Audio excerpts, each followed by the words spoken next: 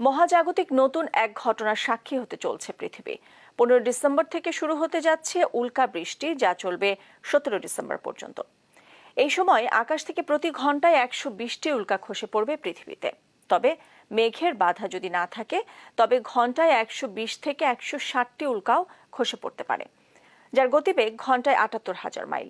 এই জেমিনিড উল্কার ঝর্ণা শুরু হয়েছে চলতি মাসের 4 তারিখ থেকেই। এ সম্পর্কে জ্যোতির্বিজ্ঞানীরা বলছেন, জেমিনিড এসেছে 3200 ফায়থন নামে এক পাথুরে গ্রহাণু থেকে।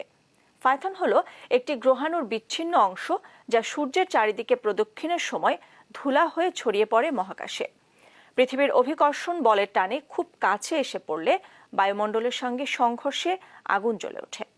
বিস্তারিত প্রতিবেদনে। মহাজাগতিক নতুন এক ঘটনার সাক্ষী হতে চলেছে পৃথিবী। চলতি মাসের 4 তারিখ থেকে জেমিনিড উল্কার ঝর্ণা শুরু হওয়ায় পৃথিবীতে শুরু হতে যাচ্ছে উল্কা বৃষ্টি। 15 ডিসেম্বর থেকে 17 ডিসেম্বর পর্যন্ত এই বৃষ্টি হওয়ার কথা রয়েছে। অর্থাৎ এই সময় আকাশ থেকে প্রতি ঘন্টায় 120টি উল্কা খসে পড়বে পৃথিবীতে।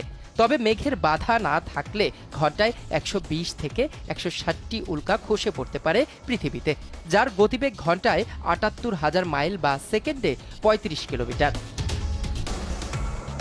প্রশ্ন হলো, উল্কা বৃষ্টি কি? এই উল্কা বৃষ্টি হচ্ছে এক ধরনের আকাশ সম্বন্ধীয় ঘটনা, যার ফলে মহাকাশ থেকে অনেক উল্কা এসে পৃথিবীর মাটিতে আছড়ে পড়ে। এই বৃষ্টির কারণ হলো, মহাকাশে যখন কোনো ধূমকেতু বিস্ফোরণ হয়, তখন তার ধ্বংসাবশেষ পৃথিবীর অভিকর্ষ বলের প্রভাবে পৃথিবীর পৃষ্ঠে আসতে থাকে। অস্বাভাবিক উল্কা বৃষ্টি উল্কার ঝড় নামেও পরিচিত। এ সময় ঘন্টায় 1000-এরও বেশি উল্কা পৃথিবীতে এসে পড়ে। 15 থেকে 17 ডিসেম্বর হতে যাওয়া উল্কা বৃষ্টি সম্পর্কে জ্যোতির্বিজ্ঞানীরা বলছেন, জেমিনিড এসেছে 3200 ফায়থন নামের এক পাথুরে গ্রহাণু থেকে। ফায়থন হলো একটি গ্রহাণুর বিচ্ছিন্ন অংশ, যা সূর্যের চারদিকে প্রদক্ষিণের সময় ধুলা হয়ে ছড়িয়ে পড়ে মহাকাশে। পৃথিবীর অভিকর্ষ বলের টানে খুব কাছে এসে পড়লে বায়ুমণ্ডলের সঙ্গে সংঘর্ষের আগুন জ্বলে ওঠে। কিভাবে এই উল্কা বৃষ্টির উৎপত্তি? সৌরমণ্ডলের বাইরে প্রায় 350 কোটি কিলোমিটার দূরে বিস্তীর্ণ কুইপার বেল্ট। এই জায়গায় পাথর আর বরফের টুকরে ভরা। এই কুইপার বেল্টের মাধ্যমেই ঘাপটি মেরে লুকিয়ে থাকে ধূমকেতুরা। বছরে একবার এরা বের হয়, তখন সূর্যের তেজে এদের শরীরের কিছু অংশ খসে যায় এবং অভিকর্ষের বলের প্রভাবে পৃথিবীর দিকে ধেয়ে আসে।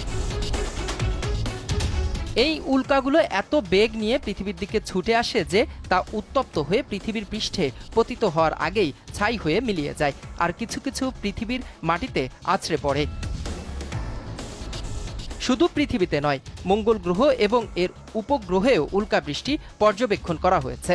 বিজ্ঞানীরা জানিয়েছেন, পৃথিবীর মতো অন্যান্য স্বচ্ছ বায়ুমণ্ডলেও উল্কা বৃষ্টি হতে পারে।